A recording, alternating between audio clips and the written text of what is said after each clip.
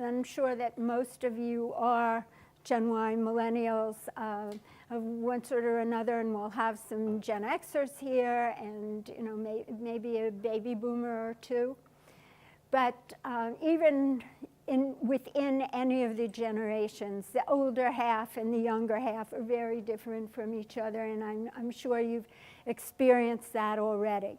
So let the conversations begin. I want to start with giving you something to talk about. We'll get you all talking to each other. We have a very short time to be together today. You'll find that an hour goes very quickly. If we had 2 hours or half a day, it would be even better for having the conversations, reporting out, really getting into talking about some solutions. But my goal for today is to be able to answer as many of your questions as we have time for. I really want you to ask questions. In the handouts that I gave, there's my contact information, and I really want you to feel free if you have questions or stories for me. I love getting stories, to contact me, and I really would be happy to hear from you. So realize that you have that resource. I also have a huge website. I have a monthly newsletter. Anybody who wants to be involved in any of those things, our LinkedIn group and so forth. And I decided to say that right up front rather than leaving it to the end. So either turn around if you need to form your group.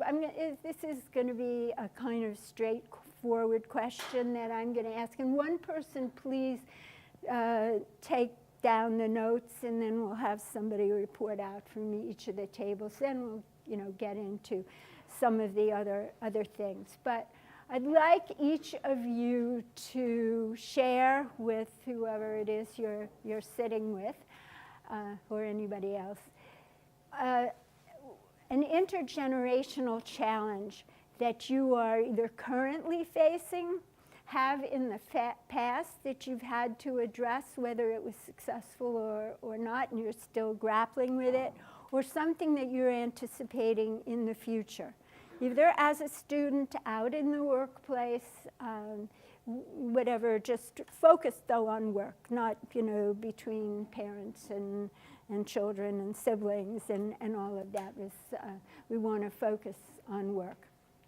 Okay, so put a list of those kinds of challenges together so we can see what everybody is thinking about, what everybody is concerned about. All right? Okay. There's somebody writing, just choose somebody to take notes so you can report back. Okay? Good.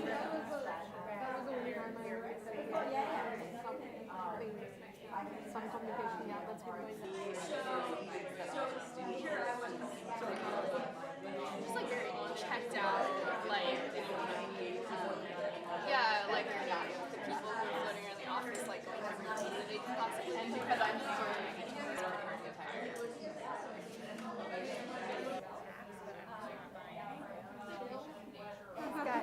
and we're also leaving a little early,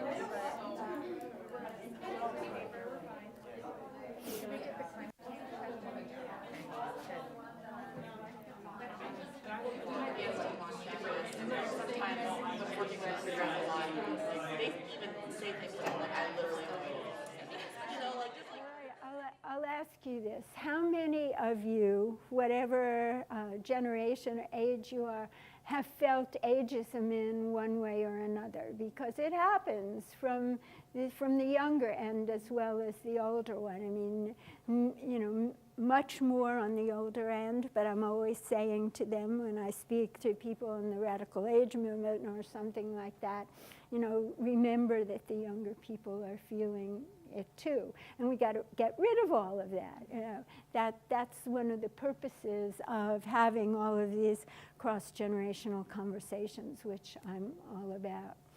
All right, just very briefly about me. You heard I am a Cornellian. I was undergraduate government major, history and art history minor, have a master's in city and regional planning, and certificate in dispute resolution from ILR, which I did years later in New York. I feel, though I am obviously a boomer, that I am cross-generational. I strongly identify with 3 generations, really, in the workplace, the boomers, the Xers, and the millennials. I haven't worked with enough of Gen Z, but we'll talk about them a little bit, because the people who are freshmen and sophomores here are, sort of that. Just at least by birth years, which are pretty fuzzy anyway, and I will say something, about that. But I believe that if we don't have all of the generations understanding each other, collaborating, working together, that our businesses, our communities, and our world is in a lot more trouble than we think, and we have enough problems, as everybody is aware of. And I'm an optimist. So I'm an optimist that doesn't like to be disappointed, but I'm an optimist, and I think we are going to get together. And I see that there's a lot of hunger from the younger end and from the older end. And when I do these cross-generational conversation day things or shorter forums and all of that, people just really get into it, and they really want to learn about each other. And I think so much of the hype that we get in the media about, the dissension, focusing on the differences. There are differences, and that's why we're going to talk about it, but they're not differences that can't be actually appreciated and used to everybody's benefit.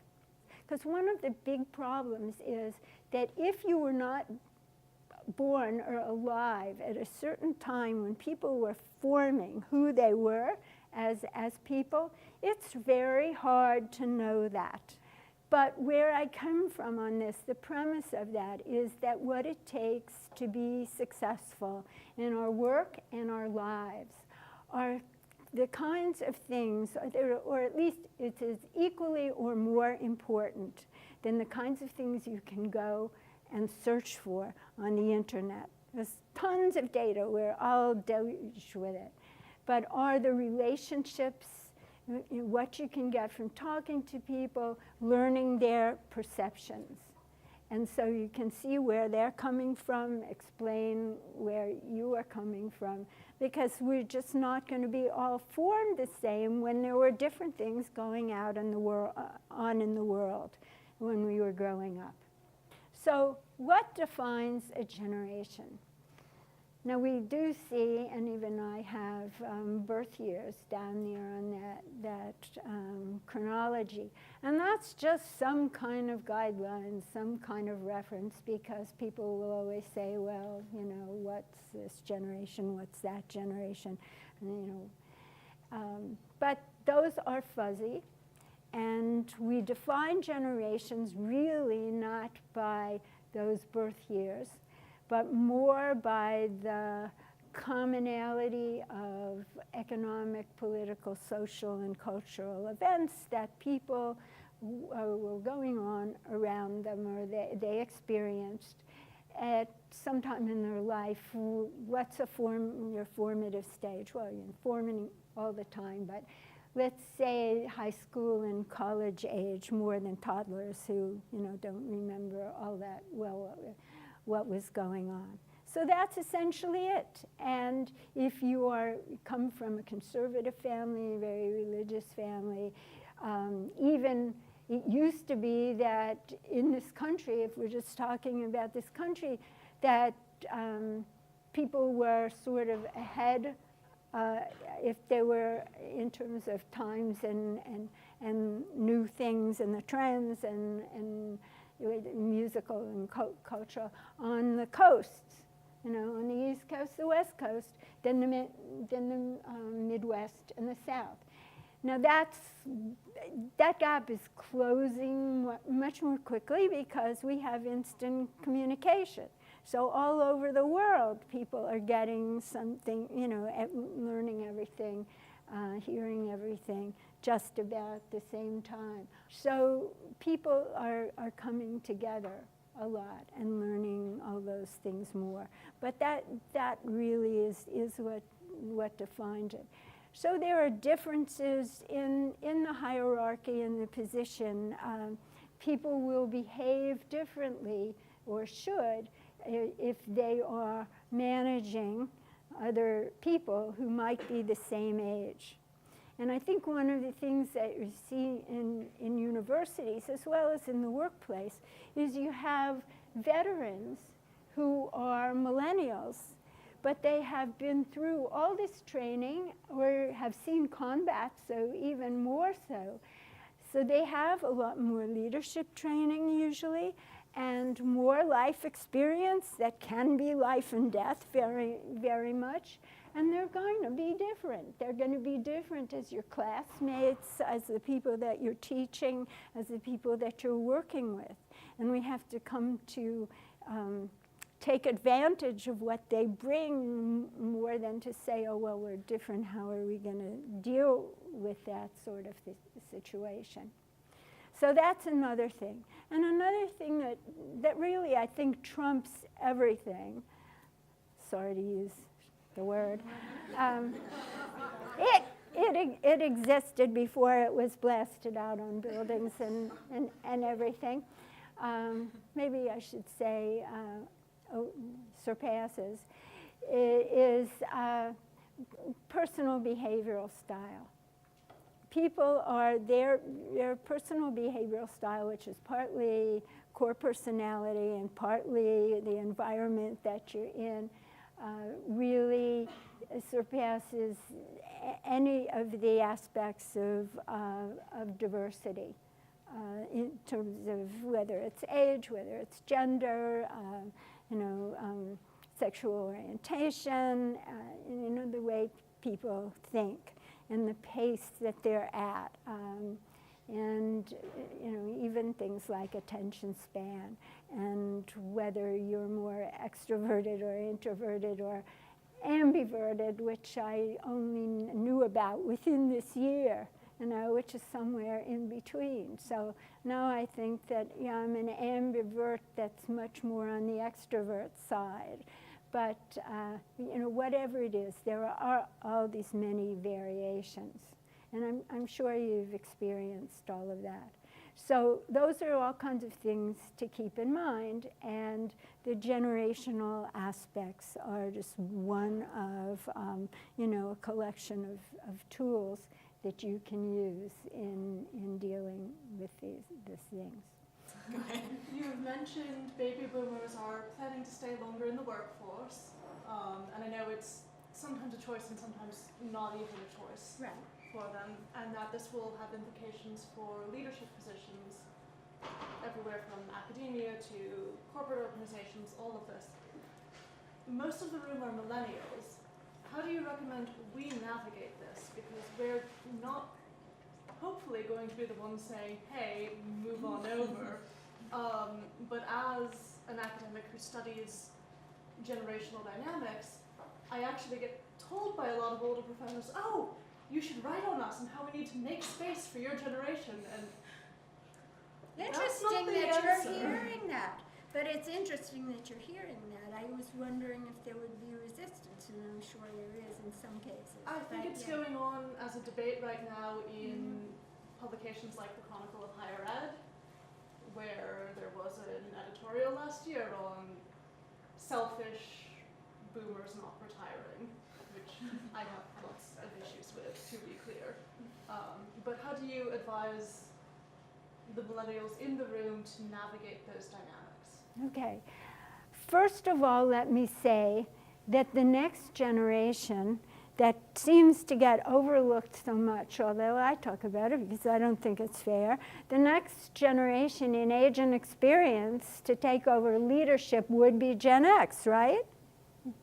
But they seem, first of all, it's a much smaller generation. And you can see from the numbers there, which are very approximate and changing because people die and we have immigrants who are coming in, usually on the more the younger end. But at any rate, there still is, you have the boomers are a big generation, Generation Y millennials are a big generation, Generation Z probably will be, although most of their parents are Xers and there are fewer of them, but they're having more kids than the boomers did. So it's, you know, and demographics really are a destiny in a lot of ways. So you hear in some cases the millennials being an impatient generation. I do agree with that. I don't think it's a myth.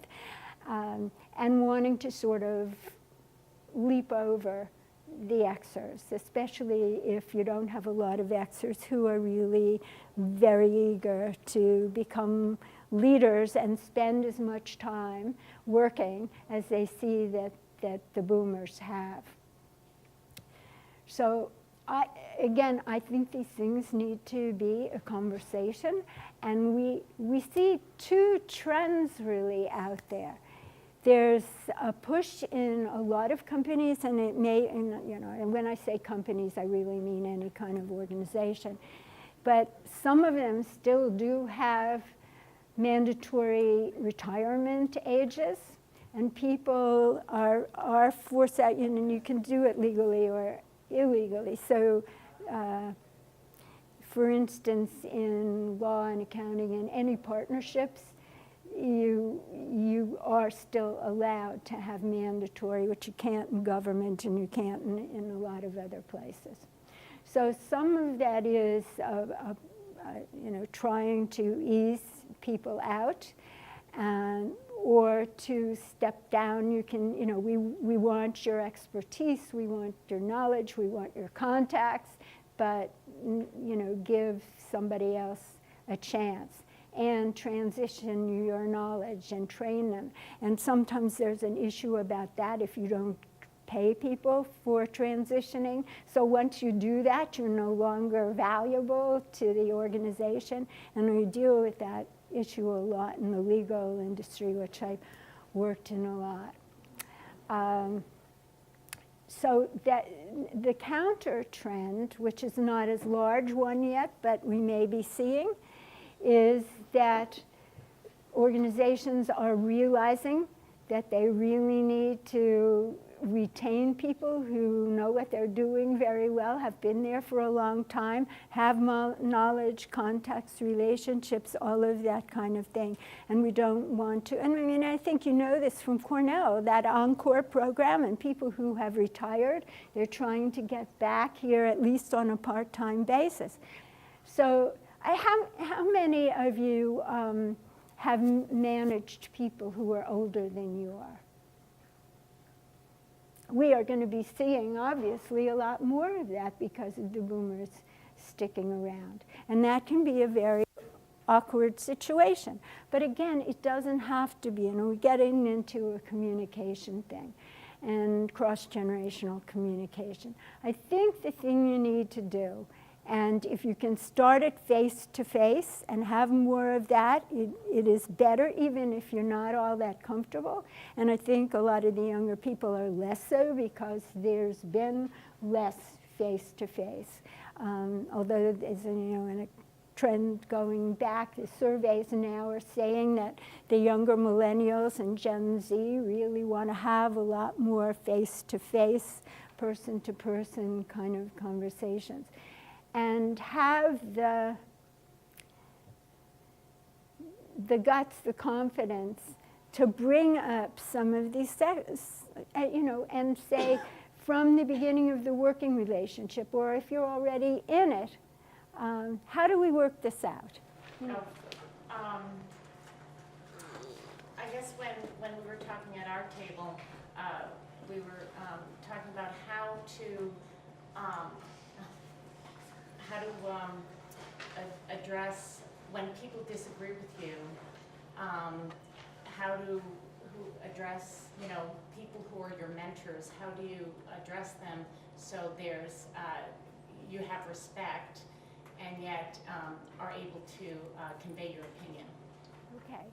So one of the things that I think, and this is sort of related also to the question I was given beforehand about being on a sort of same level, sort of like peers, about the same age, but maybe one person is a TA and the other one is a student or that they're teaching, or even the difference between graduate students and undergraduates.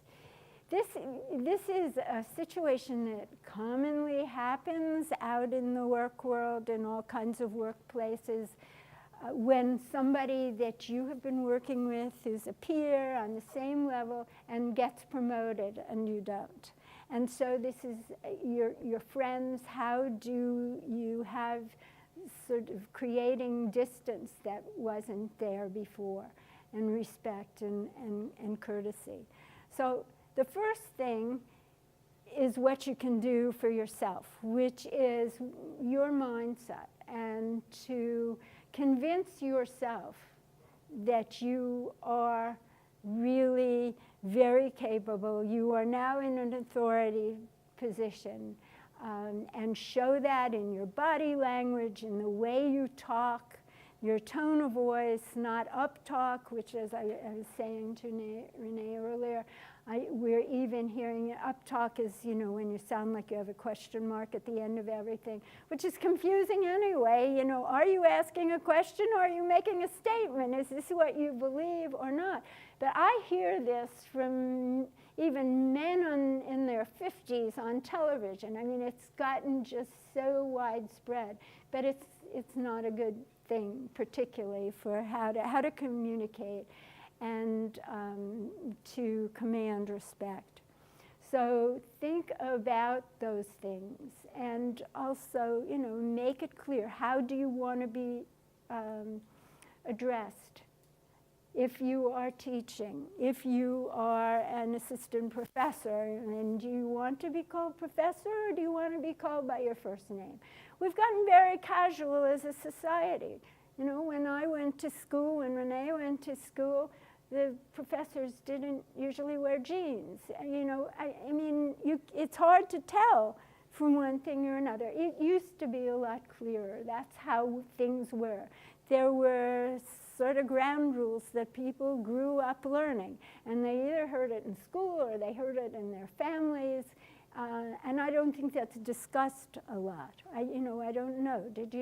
Have you in your family, before you came to or went out to work as interns or or regular full-time jobs or whatever it was, did you have these discussions about this with your parents? Did they tell you this is how to behave in the workplace?